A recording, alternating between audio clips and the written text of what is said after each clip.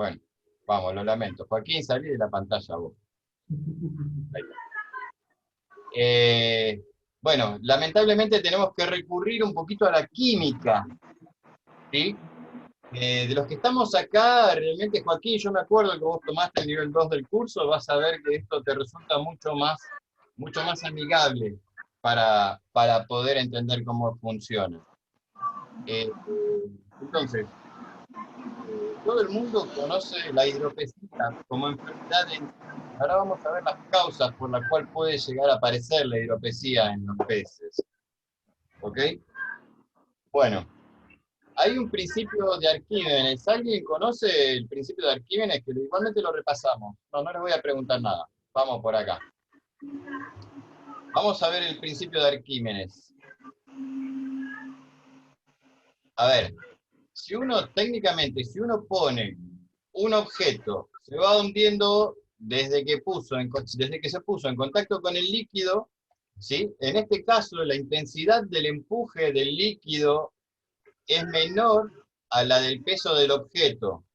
En este caso estaríamos viendo el primer vaso, el número 1, que sería un huevo común, ¿sí? Un huevo como uno lo pone en el vaso y se va derecho al fondo. En el caso 2, el huevo se endurece, entonces el volumen interno del huevo es, eh, es estático y queda flotando en la superficie. En este caso, la intensidad del empuje del huevo es igual a la del peso del agua que desparrama en el vaso. Entonces, esto hace que el huevo quede siempre suspendido y no se vaya al fondo. ¿Ok? Esto es una de las cosas que dice el principio de Arquímedes. Por lo tanto, Arquímedes dijo, un objeto que se encuentra parcial o totalmente sumergido en un fluido experimenta una fuerza ascendente de empuje igual al peso del fluido desalojado. ¿Sí? ¿Qué quiere decir esto? Este principio se aplica mucho. Si querés, a ver, Paco, ¿llegás a leerlo de arriba? Sí. Y si alguna de las explicaciones del principio de Arquímedes son la flotación de los barcos, la flotación de los submarinos, los salvavidas, los densímetros, los globos aerostáticos, los flotadores de las cajas de inodoros, los peces. Los barcos flotan porque su parte emergida desaloja el volumen de agua cuyo peso es mayor que el peso del barco. Los materiales con los que se está construido un barco son más densos que el agua, pero como el barco está hueco por dentro, contiene gran cantidad de aire. Debido a ello, la densidad promedio del barco es menor a la densidad del agua. Ok, gracias, Paco. Si ponemos el ejemplo más parecido a la vejiga natatoria del pez, sería el del submarino en este caso. ¿Sí? Yo no quise ir a compartir una foto de un submarino con sus cámaras de aire, que lo que hace es, para hundirse el submarino, llena todas las cámaras de aire, las llena de agua, entonces empieza a hundirse solo, empieza a ir por abajo. Es un efecto muy técnico, muy similar al de los peces este. Si nosotros seguimos acá, vamos a ver que todos los peces tienen, en este caso tenemos dos bolsas, ¿sí? Dos bolsas que le llamamos vejiga natatoria, de los cuales tenemos, si ustedes se fijan, tenemos la vejiga y abajo tenemos todo lo que es la parte del estómago del pez, ¿sí? Que es una de las grandes causas por la cual se constipan los peces de agua fría, porque se llenan de comida, acá se llenan de comida en el estómago se empieza a ensanchar, se constipan y les empieza a presionar la vejiga. Entonces automáticamente los peces quedan panza arriba justamente porque no dejan que la vejiga se expanda y se achique de acuerdo al pez, de acuerdo a cómo esté nadando el pez o que lo que necesite. ¿Sí? Esa es la causa técnica más sencilla que sabemos que joroba la vejiga. La vejiga natatoria, por regla general, suele a contraerse y a dilatarse. Cuando nosotros tenemos un pez constipado, tenemos un periodo de 15 días en solucionar el tema de la constipación, donde no solucionemos ese tema, la vejiga se termina atrofiando y tenemos el pez de por vida panza arriba. ¿Ok? Perdón, chicos, si me permiten, me olvidé una introducción que quería hacer. Vamos, ¿hasta acá estamos entendiendo todo? Bien. ¿Se entiende? Sí, Dani. ¿Alguna? Bueno, perfecto. Déjenme compartir una cosa. Déjenme compartir una cosa. A ver. Esto tenía que haberlo compartido antes de arrancar, mira. Yo quiero que sepan una cosa. Acá hay un tema que uno se termina desesperando. Uno se termina desesperando cuando tiene un pez con la vejiga natatoria, habiendo a ver qué es lo que hace. ¿Sí? Ahora, vamos a ver esto. Fíjense este video. ¿Sí? ¿Se acuerdan los que yo les dije antes? Los que siempre les digo a ustedes, que cuando tienen algún problema en la pecera, no se enfoquen en el problema en sí. Lo ideal sería ver el entorno que está rodeando a la pecera. ¿Ok? Este entorno, estamos hablando de filtrado, de agua, estamos hablando de una situación que se presenta en la pecera, estamos hablando de una situación que se presenta en la pecera, que por regla general vamos a tratar el problema y no lo que es la causa del problema, ¿sí? Ese video a mí me impactó, porque ese pez ya no tiene cura, y realmente nosotros, los que estamos acá, no tenemos cómo decirle a otra persona, loco, ese pez se va a morir, ¿sí?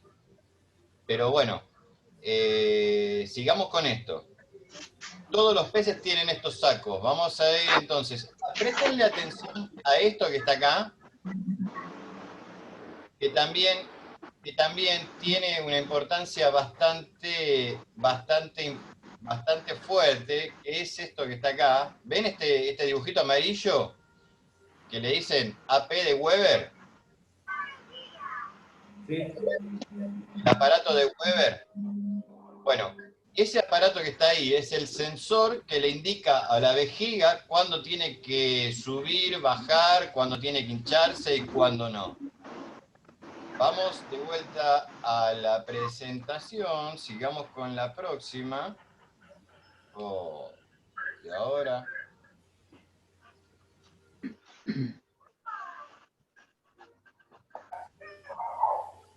Ok.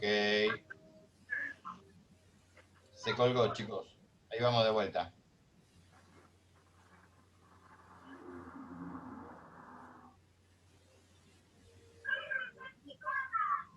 Bien. Bien. Las funciones de la vejiga natatoria. Hidrostasis. Equilibrio depende de la densidad del agua y la flotabilidad del pez. Permite ascender o descender sin utilizar su musculatura.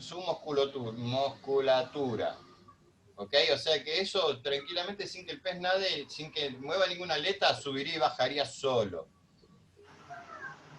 Recepción y percepción de sonidos del órgano de Weber, que es lo que acabamos de ver, ¿sí? Y percepción de la presión, el órgano de Weber nuevamente, ¿sí? En este caso tenemos, como es una descripción, tenemos respiración, ¿sí? Y fisótomos, suplemento de la respiración branquial, dipnos o periodos para periodo de sequedad o para peces que andan en lodo. En este caso puse justamente anabatidos y axolotes porque son peces con otro sistema, un refuerzo del sistema respiratorio para poderlos capacitar a tomar aire de arriba. ¿Sí? Sí, Joaco, decime. Recién estaba leyendo ahí lo que decís de hidrostasis, que ahora dice equilibrio dependiente de la densidad del agua.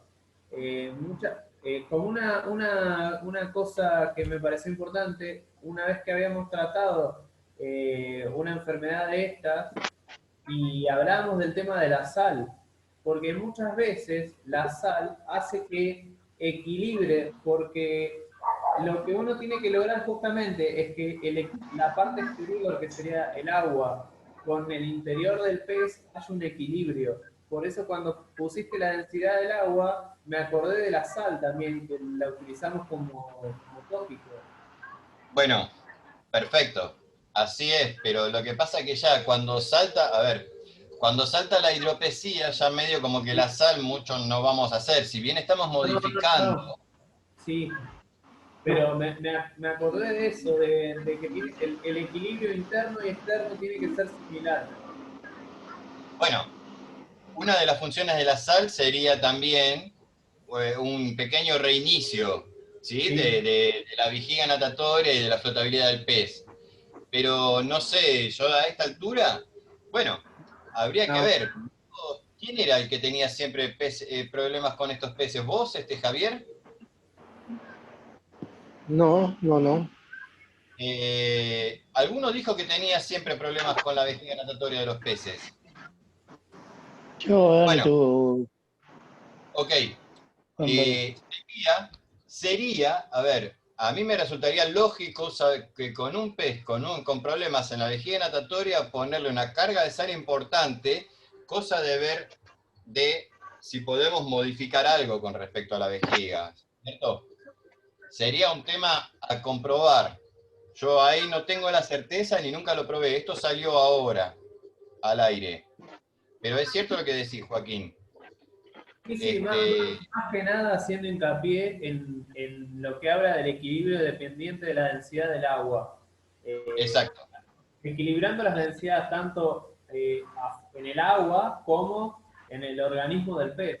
A eso, Ujú. cuando se desequilibra el de afuera, es cuando empieza lo orgánico de adentro. Ok. Bueno, bien. Vamos por esta. A ver, ¿cómo funciona esto? Variaciones de volumen de la vejiga, ¿sí? Esto le generaría cierta estabilidad al pez, pero el retiro o adición del gas conforme al pez, o sea, conforme el pez asciende o desciende, este gas va variando adentro de la vejiga. Entonces esto hace que los peces puedan llegar a subir y bajar y nadar bien. ¿Sí? El aumento de la presión, el aumento de la presión de su vejiga natatoria y a ver, con el aumento de la presión de su vejiga natatoria, el volumen disminuye incrementando la densidad del pez. ¿Sí? De esta forma el pez baja. Y disminuyendo la presión de su vejiga natatoria, el volumen de la vejiga se expande, por lo tanto el pez sube. ¿Sí? Tenemos que tener en cuenta que estos son músculos que pueden llegar tienen la facilidad de expandirse o disminuir el volumen. Las variaciones de presión. Cuando aumenta la presión de la vejiga, el volumen disminuye, incrementándose su densidad del pez. Bueno, es un poquito lo que acabamos de ver recién, el pez baja, y disminuyendo la presión. ¿Sí? El descenso o ascenso en la columna de agua depende de la diferencia de densidades con respecto a la vejiga. Vamos a estar muy cerquita de los peces marinos acá, de hecho lo vamos a ver. Acá hay algo que realmente es un conjunto de capilares. Hay una foto, la verdad, que de un capilar de membrana, que la verdad que no quise poner la foto, porque no me pareció que sume. Pero esta membrana se llama red maravillosa o ete mirabile en el idioma. ¿En qué idioma es esto? En el idioma viejo. Bueno, ok. Esto lo que hace es que la sangre rica en oxígeno ¿sí? Pase por los capilares, por los capilares arteriales, y la sangre pobre en oxígeno después pase por los venosos. ¿Sí? La movilización del oxígeno en el interior de la vejiga contra el elevado caudal de presión de sangre hace que la sangre se impregne de oxígeno, y ya nos quedamos, ¿qué? Bien. Bien. La difusión de oxígeno consiste en varios haces de capilares en estrecha oposición con el caudal de sangre, en este caso, de modo que se produce un flujo a contracorriente entre la sangre arterial y la venosa. La hemoglobina desprende el oxígeno y se dirige directamente a la sangre. No se pierde el gas en la vejiga. Esa es la clave de la hidropesía. ¿Sí? Reduce la pérdida de gas en la vejiga, pero no secreta el oxígeno en su interior. Vamos a ver ahora cómo funcionaría una vejiga normal. ¿Sí? Si vemos ahora la sangre rica en oxígeno que entra por una de las paredes de la vejiga, pasa por la vejiga, que es la que hace que pueda tomar la hemoglobina, el oxígeno, y desprenderlo hacia la sangre. Toda esta parte de acá estaría llena de sangre en algún punto. Entonces después la sangre con poca cantidad de oxígeno pasa por los capilares venosos y terminan de pasar por todo el resto del pez hasta que pegan toda la vuelta del pez y vuelve a la parte donde están las branquias, que es donde se vuelve a llenar de oxígeno la sangre. Ok. Esto es un poquito lo que hablamos recién. Consiste en varios capilares en estrecha posición, de modo que produce un flujo contracorriente contra la sangre arterial y venosa. ¿Sí? Ok, esto sería el funcionamiento técnico de una vejiga normal. Si ustedes ven acá, está la sangre por los diferentes capilares, las diferentes venosas, pero en ningún momento entra la difusión por la vejiga natatoria, sino que el oxígeno se cruza entre las paredes, ¿ok? Esto no está simulando que está dentro de la vejiga, sino que se cruza entre las paredes. Hay otro efecto que funciona con respecto a la vejiga natatoria, es el efecto de Roth. El efecto de Roth ocurre cuando la hemoglobina de los peces, llamado así por su descubridor, Roth, en este caso, el fenómeno es una contracción que aumenta los protones o el dióxido de carbono disuelto en la sangre. Ocasiona un pH más bajo, reduce una afinidad en la hemoglobina y en la capacidad de transporte del oxígeno. Este efecto, si lo vemos más adelante, o lo vamos a ver ahora, en los peces marinos, lo que hace es que la producción de dióxido de carbono, ¿sí?, lactato o proctones, hace que la glándula de gas disminuya el pH para hacer una mayor liberación de oxígeno a través de la hemoglobina. Y aumenta la concentración iónica, ¿se acuerda?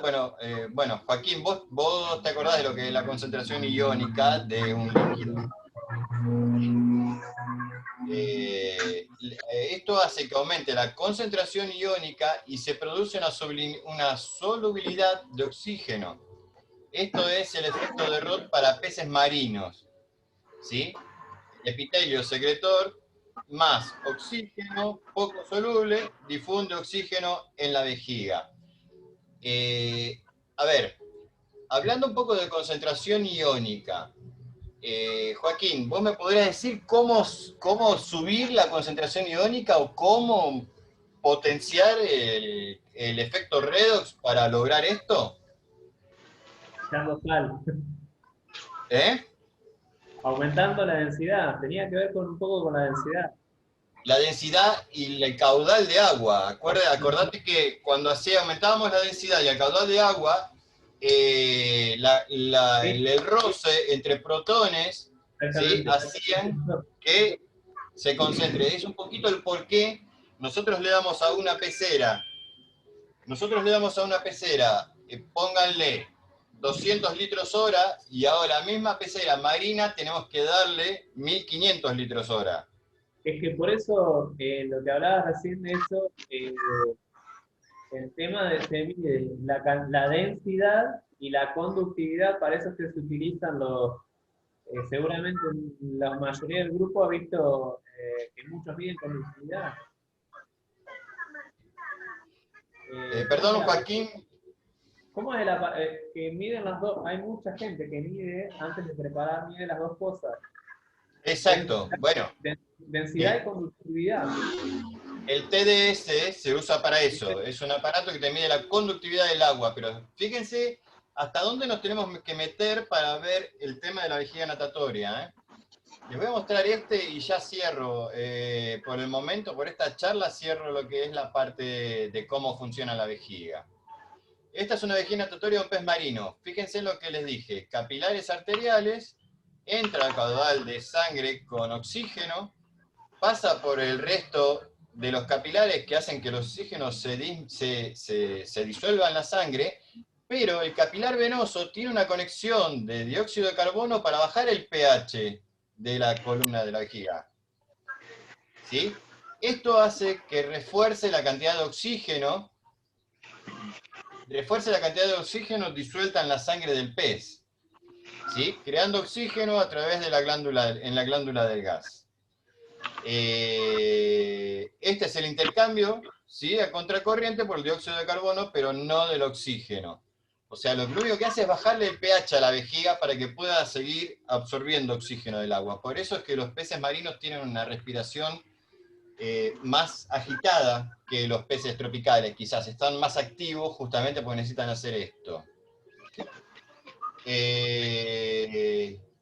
Todo esto hace que el pez cada vez que sube y baja dentro de la pecera. ¿Sí? Variaciones de presión, volumen de la vejiga, genera inestabilidad o retiro o adicción del gas conforme el gas asciende o desciende respectivamente. ¿Se entendió hasta acá? ¿Estamos todos acá? Sí. Una linda clase de química. Es que, chicos, lamentablemente tuve que recurrir a esto. En la medida que nosotros entendamos cómo funciona el tema de la vejiga, sabemos qué es lo que pasa. Porque esto, imagínense que ya estamos desembocando el pH del agua, ¿sí? Estamos yendo a potencial redox, que es un poquito del balance iónico del agua. Entonces, Agustín, a ver, espérate que... Ok. Bien, a ver, estamos tocando materiales que son la base de por qué salta la vejiga. ¿Dónde puedo escuchar? ¿Acá? ¿Qué tal? Buenas noches. Dame un minuto, chicos. Tito, no sé quién se conectó ahí. A ver, cierro esta charla y la seguimos hablando después en el próximo link. ¿Ok? De momento les digo, si quieren suscribirse al canal, pueden participar de los talleres. Nosotros estamos acá en la parte más privada, ahora vamos a comentar un poco todo lo que hablamos. Y bueno, si te gustó, dale like al video y ya tiro el otro link por WhatsApp para que nos volvamos a conectar y saquemos las conclusiones de todo lo que acabamos de hablar. Entonces cortamos acá. Cortamos acá ya. Nos vemos enseguida.